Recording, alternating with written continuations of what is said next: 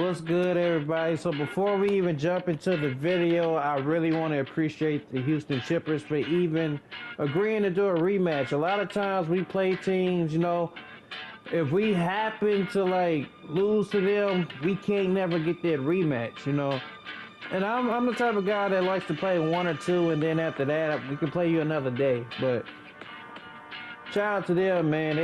They the true champs, man. But this is game two. So before we jump into this, little disclaimer, I've been going through some things personally.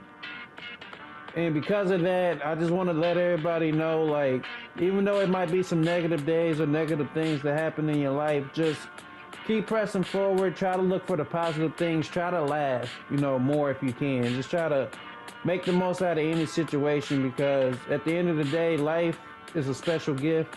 Can't take it for granted. You gotta live every day to try to be better than you were the day before.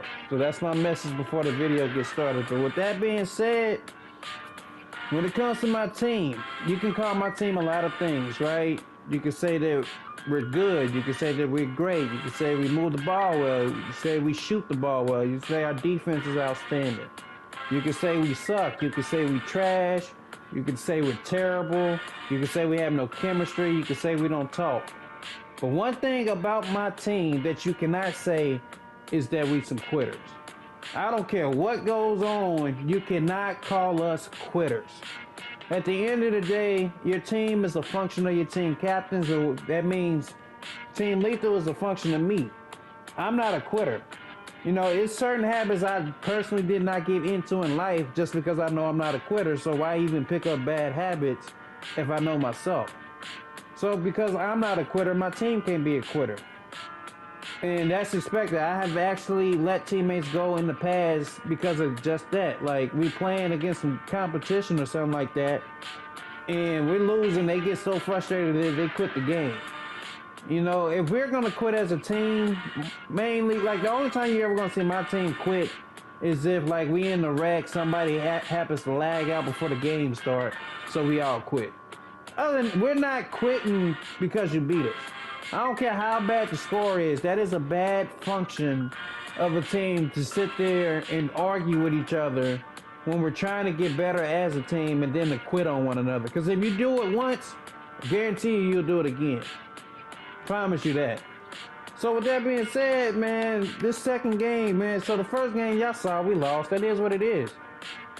This next game, Montage actually switched to his build that I know is going to drop 25 points. Every time he uses his main build, you can pretty much put 25 points on the board. Loco actually switched to a bigger version of his lockdown, the guy I'm used to. So when that happened, it actually pushed King back to shooting guard, which that's where I'm used to him playing. So now everybody is at where I expect them to be. Because Montage brought his main build, that ups our defense, that ups our rebounding. Two things that we kind of struggled with the first game. And it just makes switching better because, like I said, we are virtually the same size. There's no knock on Montage's other build, but his other build is built to score, and when he doesn't score, it's hard. Every time he has a bad shooting game with the other build, it's just harder for us. With this build, even if he wasn't shooting well, the rebounding that you see, the ability to lead the break, and just the ability to score overall is always going to be there. Because even if he's not knocking down a three, I can just throw it to him, he'll dunk it. So that's pretty much what happened this second game. Also, for the Houston Chippers shooting guard, iMac, you are trash, my nigga. You should never have any say-so in any party that y'all ever have when it comes to 2K. I promise you. If y'all think I'm lying, I want y'all to look at the stat sheet from last game and look at the stat sheet at the end of this game and tell me how many points he averaged. 0.0 points in 2 games. He's literally out there getting virtual cardio. What the fuck is he out there for?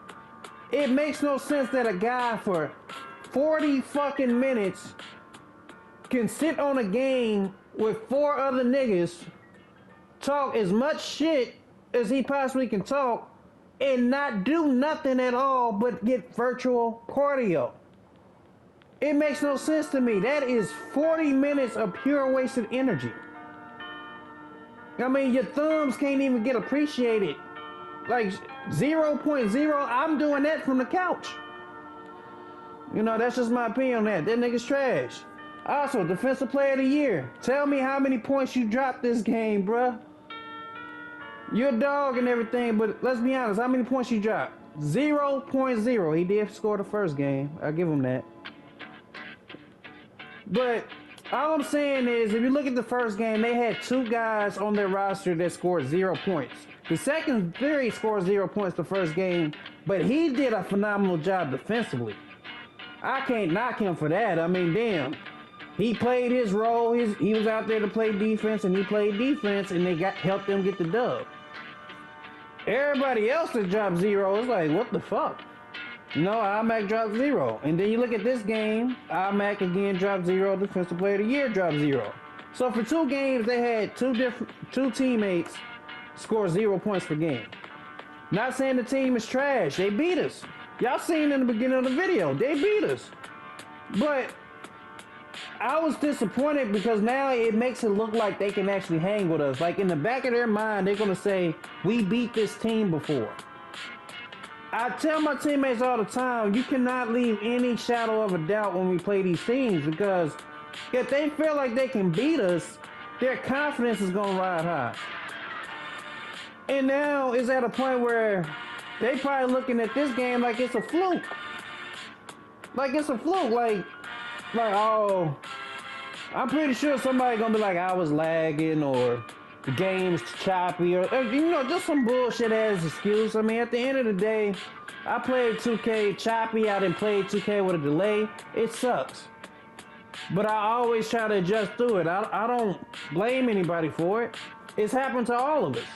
You know, 2K servers are what they are. But you can't win the first game and then come back the second game and try to have this excuse as to why you lost. Just can't happen. And like I said about my team, man, we full of team. We're a team that takes pride in what we do.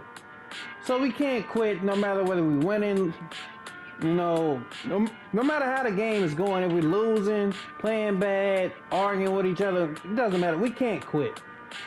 You know, and the teams I like to play against is the teams that have that same approach, that same mentality. Doesn't matter how bad you suck, you can't get better quitting. Alright? Now, this team might have felt like they ain't got nothing to prove, because they just beat us. But, I mean, just keeping it a buck, I felt like if Montage had used this build that he's using now, then we would have won the game. Just simple as that. I mean, it's clear to me that once he got on that build and they didn't have an answer to stop him, all I had to do was give him the ball and let him score all goddamn game. I tried to do it in the other game. Like I said, his build isn't fully maxed out, so if he makes shots, great, but when he misses them, and he missed a lot of shots last game, I mean, it is what it is. Shit. You know, like I said, the only way we're going to lose is if the team is better, which honestly, I didn't feel like this team was better than us. They didn't do anything to have me worry like, oh my God, they can really beat us. It just so happened that we didn't put enough together towards the end and they beat us. They out-hustled us on a few extra plays to beat us. Couple of more rebounds, things like that. Or if my team missed shots, which that happened too. So like,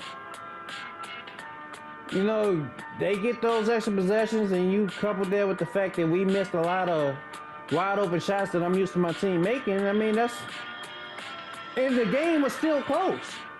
Think about it, as bad as my team played, the game was still close. I still felt like we had a chance to win it. We just didn't pull it out at the end. Now this game, like I said, I didn't have an excuse the first game. We lost, we lost.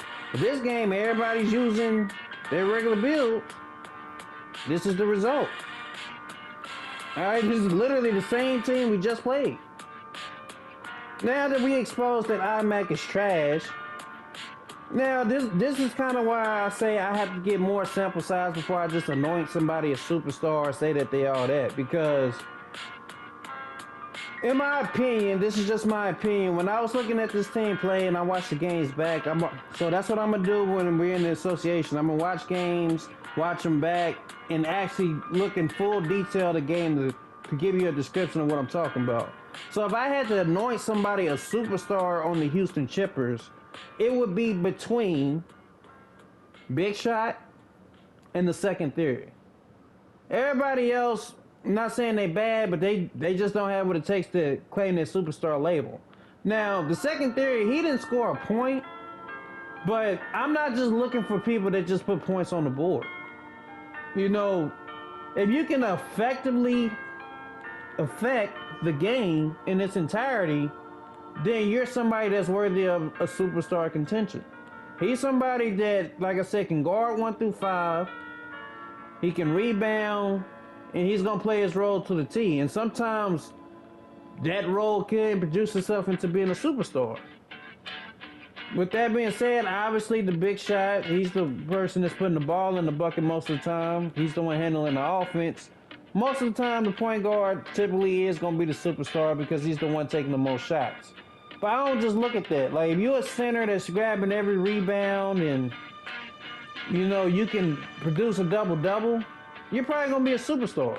Simple as that. Like, superstars are the ones that effectively affect the game on both sides of the ball, whether it's by scoring and just playing solid defense or by grabbing every rebound and, you know, getting you 10 points when it comes. Like, however it happens. I mean, obviously for me and my team, I'm the superstar, but I'm affecting the game in every aspect of it. I'm scoring, I'm assisting, I'm rebounding, and I'm playing defense. I'm doing everything. And the stats speak for themselves. So the second player on my team, like, if it wasn't me, either King or Montage would be superstars. Only thing for them is they need to improve their consistency. If Montage would consistently score 25, he would be a superstar. You know, especially if I wasn't playing. Same thing with King. If King can improve his efficiency and consistency, he can be a superstar. Like, if he had his own team, he legitimately has the skill set to be a superstar. I just don't think he cares to be that. So, I mean, he likes playing his role, and whatever role that it is for that game, that's what he goes with. But so that's how I'm kind of looking at the Houston Chippers as far as superstars go. It would be between them two. I would lean towards the Big Shot. Like I said, I would like to see the second theory score a little bit more.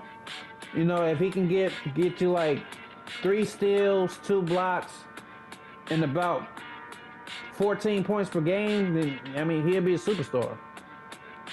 Or if the second theory can produce like consistently produce 30, or if he can average like 20 points and 8 assists, he'd be a superstar. So that's how it would go for me when I'm looking at, you know, another team versus who should be a superstar and all that other stuff. But now that I established to y'all that the team, I didn't feel like the Houston Chippers was better than us. I felt like we should have beat them both games. Like, if it came down to a series, honestly, I expect to sweep them in any series. If it's just based off these 2 games that y'all just saw, I expect to sweep them. Now, if they want to improve, they will have to do something with IMAC, man. I'm sorry. He's not going to get it done for them. You need somebody who can effectively score some points just in case Big Shot ain't got it going, or he's always, you know, obtaining the lockdown. So you need somebody who's going to take up on that responsibility and help out with the scoring load. You know, they can do it as a team, as a committee, which is just make them a better team. But if not, that secondary ball handler might do them, you know, some justice. Other than that, man, like I said, I appreciate the second game. Not a lot of people would do it, you know, because this is what tends to happen. Like, you get them frustrated and then they quit. like shit. That's something we can't do, man. We ain't about that. We ain't no quitters over here. But nonetheless, man, this would be a fun game to run back. And I don't think this will be a rivalry for us, but I do think another team will actually see them and take up on a challenge of it being a rivalry. But with that being said, man, I hope y'all have been enjoying the videos I've been putting out. This should be a fun one. If you're new to the channel, go ahead and hit that sub button, man. Straight up, just hit that. I know you enjoy the content. Hit the like button. That's what's really helping me gain more subs. But anyway, it's been Lethal. I'll catch you guys in the next video. Hopefully it's a league video, but I'll see you then. I'm out.